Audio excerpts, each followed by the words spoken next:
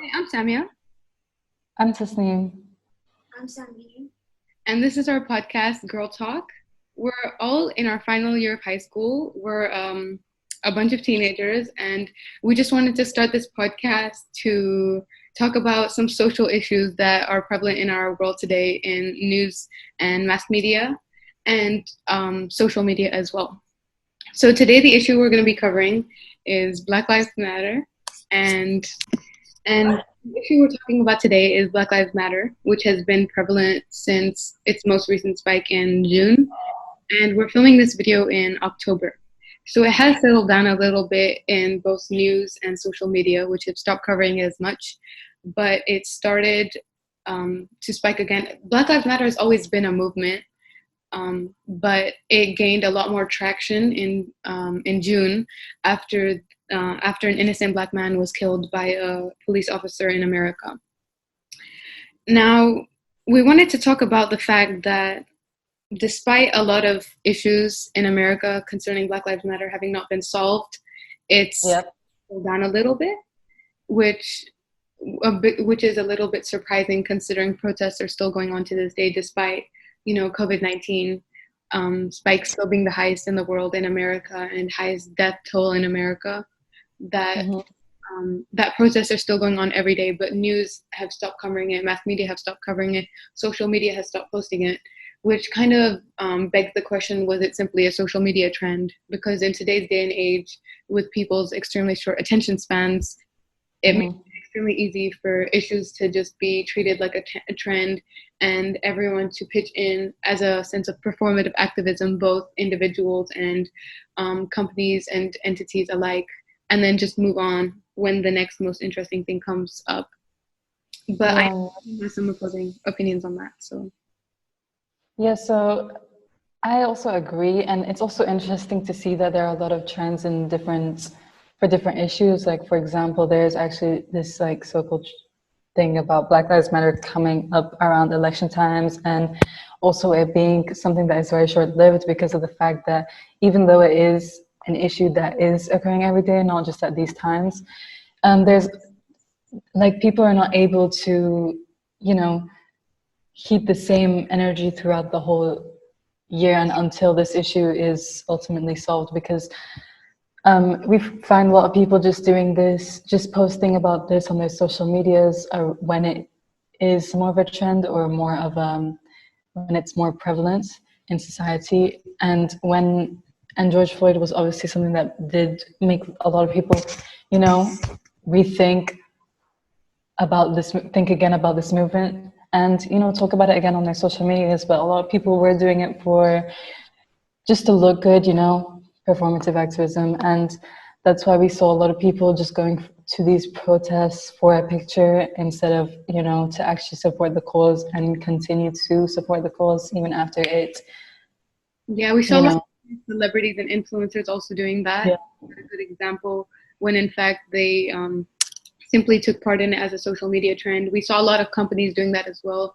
A prime example would be Starbucks, that posted a lot about Black Lives Matter and how they want to take part in the change, and they linked their viewers to petitions, but they forbade their own employees to wear any emblems or symbols representing Black Lives Matter or any logos or merch representing it, which clearly demonstrates online performative activism. There was also a wedding makeup artist parlor that posted about Black Lives Matter and their fight for equality and eradicating discrimination, when in fact they'd had no black clients in the past, and several black possible clients came up and talked about how they were rejected their service simply because they didn't do makeup on black women, which obviously shows their discrimination and hypocrisy, because a lot of people use Black Lives Matter as a trend to look good in the eyes of mass media and generate goodwill and a better reputation. So they hmm generate customers based on a falsified image and falsified ideals. And they do this in many issues. With Pride Month, a lot of companies release pro LGBTQIA plus um, hmm adverts and commercials, but as soon as the month is over, they remove all traces of it. Same with a bunch of worldwide issues. When Lebanon had a bombing, a bunch of people were like, save Lebanon, donate to Lebanon, but the issue was brushed over in about a week. Same with Syria, same with Yemen's crisis. A lot of world issues, global issues, are just treated as frivolous passing things, and even Yeah, if the world forgets about it, the issue doesn't stop existing. It's still exactly. a big prevalent issue. And But do you guys think, like, genuinely, do you think that performative activism is actually like a super bad thing? Like, what is your like opinion on it? Because I think it's something that like does have like positives and negatives, and I just want to know. I So mean, I don't know. I think it is a bad thing, but at the same time, it's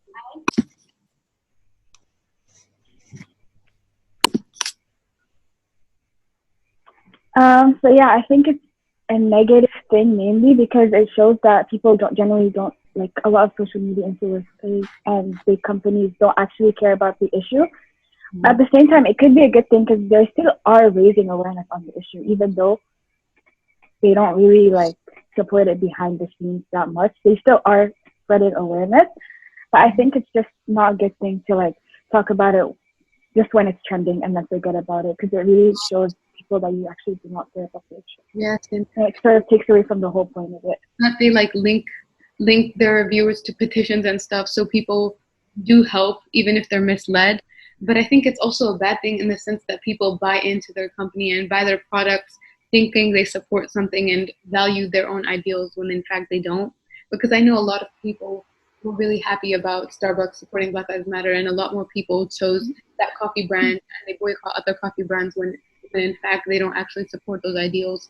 And that type of performative activism is really misleading. Like, it can generate more awareness, probably more donations and petitions being signed, which is obviously a good thing. All publicity is good publicity at the end of the day. Yeah. You know, Well, I agree. I agree on basically the same points. Like, for me, it's basically that I do think it's a good thing because it is raising more awareness. Like, at the end of the day, if these celebrities are putting this on their stories for, just for people to think that they're good people, then at the end of the day, they are reaching out to their larger audiences. But I do severely dislike it when they are benefiting from it. Like when they, for example, if they've had a previously bad image and then people think they're good people because of, if they're using these issues that are actually affecting people's real lives and just kind of taking it as a joke. But yes, I do think there's positives and negatives, but yeah.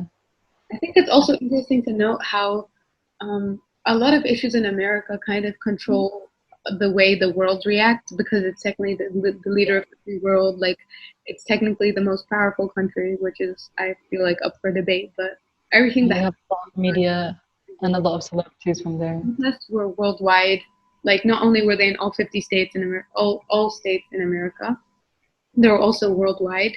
They were in Colombia and Brazil and everywhere in South America. They were in France, in a bunch of countries in Europe. They were in Australia and New Zealand. It was a blast. Like, it was worldwide. And I think it's very interesting to see everyone take part in it because obviously police brutality, which is one of the main things Black Lives Matter is fighting for, and equality is obviously an issue in a lot of countries. And police brutality has been a very big issue in Brazil specifically. And to see something like America kickstart in a bunch of other countries, even if a lot of change hasn't been brought to America, the fact that a lot of change can be brought to a bunch of other countries, and the fact that at the very least it makes people start having some very tough conversations with their families about, educating themselves on what it means to have white privilege and how they've had the luxury of ignorance to all these issues that other people are having, and just educating themselves on how to be an ally. I think that's really helpful and beneficial. And even though it's dangerous for America to have so much power, I think it's helpful that they can start such a global, worldwide movement, which is still probably prevalent to this day. There's still Yeah. protests going on every day, and I think it's very interesting to see that.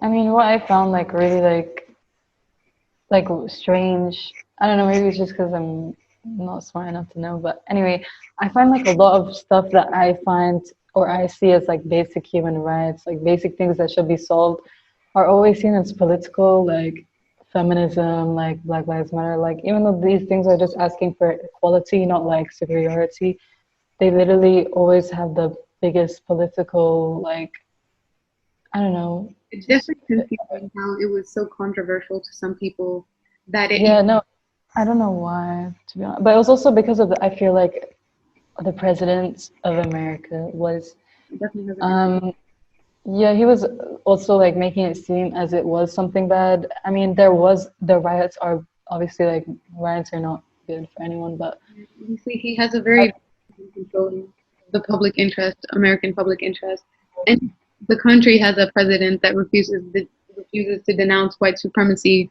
but will call BLM and Antifa a terrorist organization when it's just an ideal and a social justice movement. Then obviously a lot of American people are going to be confused and influenced and swayed by a influence. clearly racist president.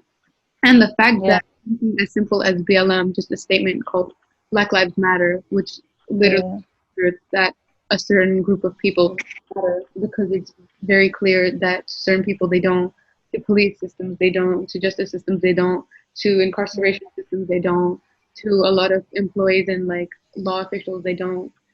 So a statement as simple as that to spark that much controversy shows how much underlying racism was prevalent among the world.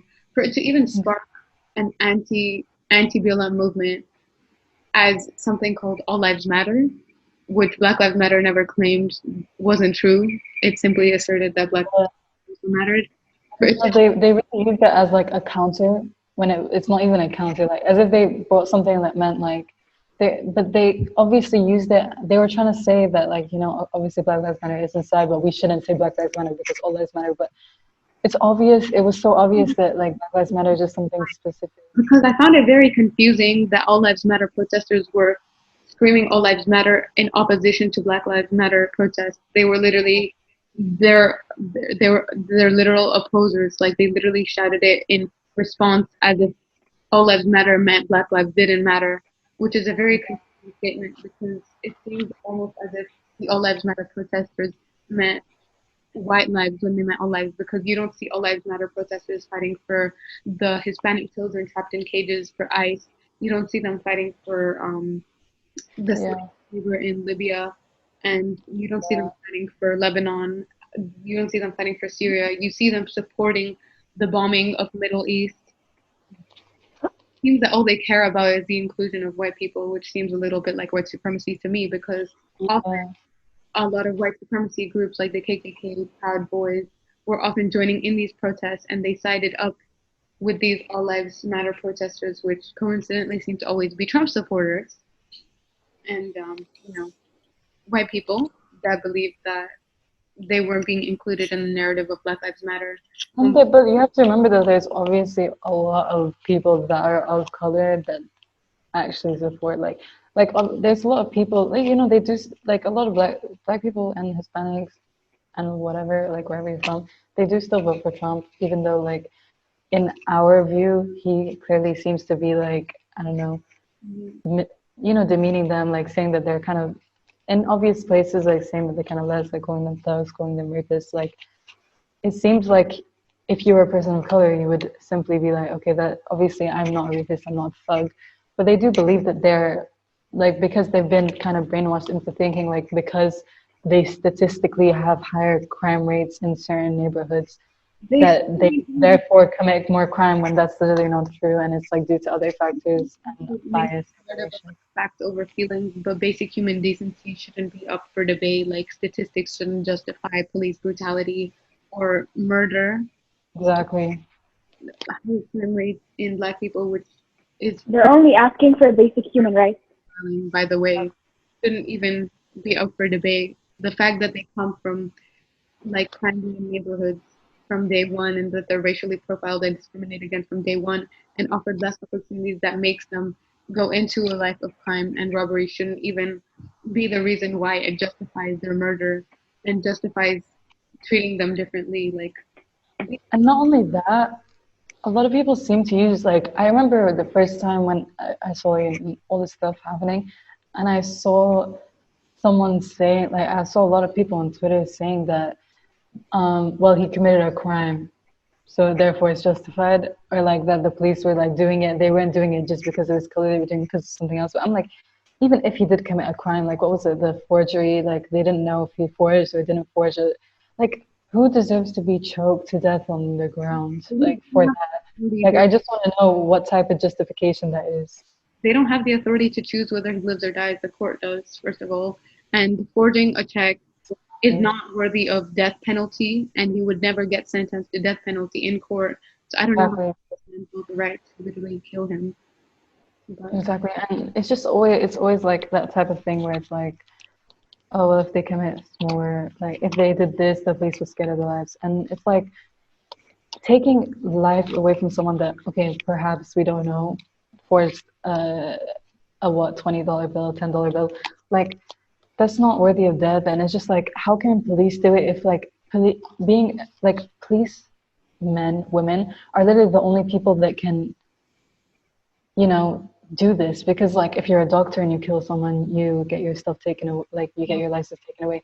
If you're anyone and you do anything on your job that kills someone, you're not allowed to work at that job anymore. But for some reason, police officers are. like the argument of, oh, it's because of the authority they have. yeah, because Yeah, if you bad apples in the system shouldn't exist, there should be none. First of all, systematic racism is based on the idea that even if there was zero bad apples in the system and every single cop was good, the system would still work against black people and people of color. So it doesn't really matter if they're good cops or not. It's the fact that they perpetuate a system and take part in a system that still discriminates and profiles against people of color. But unfortunately, it isn't even like that. That would still make things easier. The fact is, there's a lot of racist cops. There's cops with history of ties to the KKK and white supremacy groups. There's cops that have been caught calling black people the N-word with the hard ER. Like, it's not up for debate. It shouldn't be something that like, oh, a few bad apples. What if there's a few doctors that literally can't be surgeons and they just kill people every time they operate? They would be instantly removed.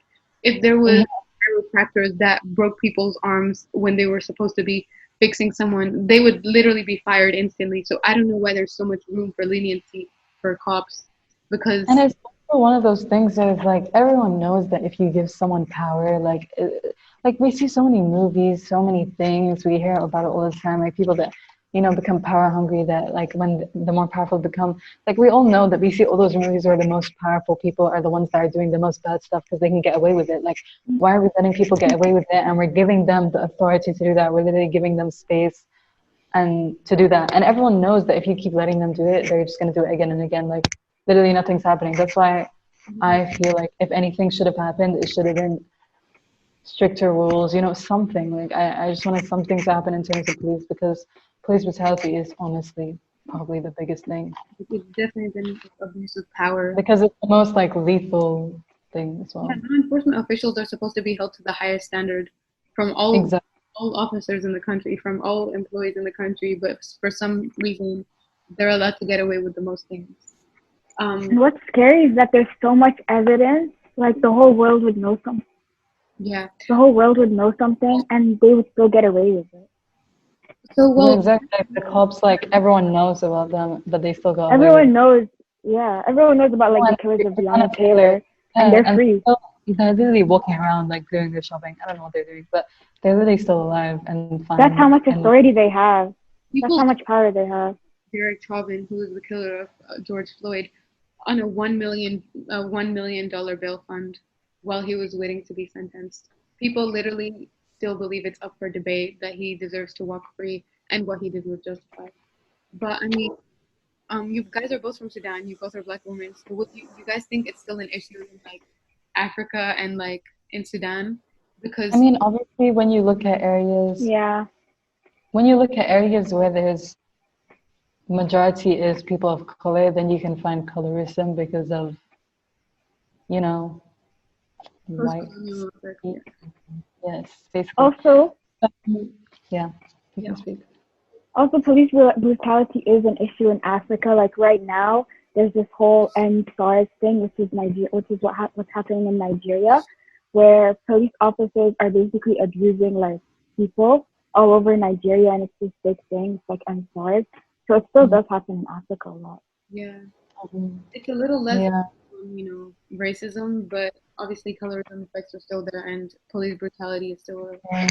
worldwide. I mean, yeah, police brutality is obviously something different. Like when it's not, because obviously in America it is, I feel, racially motivated, but in the rest of the world, police brutality is everywhere. And yes, but that's separate from, I feel, well, But it's it's not really not separate, but It, it's racially not related motivated. to, It's not is it? yeah, it's not related to race. it's a lot racially motivated. They all have hate crimes against Muslims and black people all the time. So like a lot of it is racially motivated in other countries. It's just primarily America. But anyways, I think we should wrap things up. I think we can stop it right there. So Yeah. thank you for tuning in today, and Thank you. Thank you. time on the Girl Talk. Bye.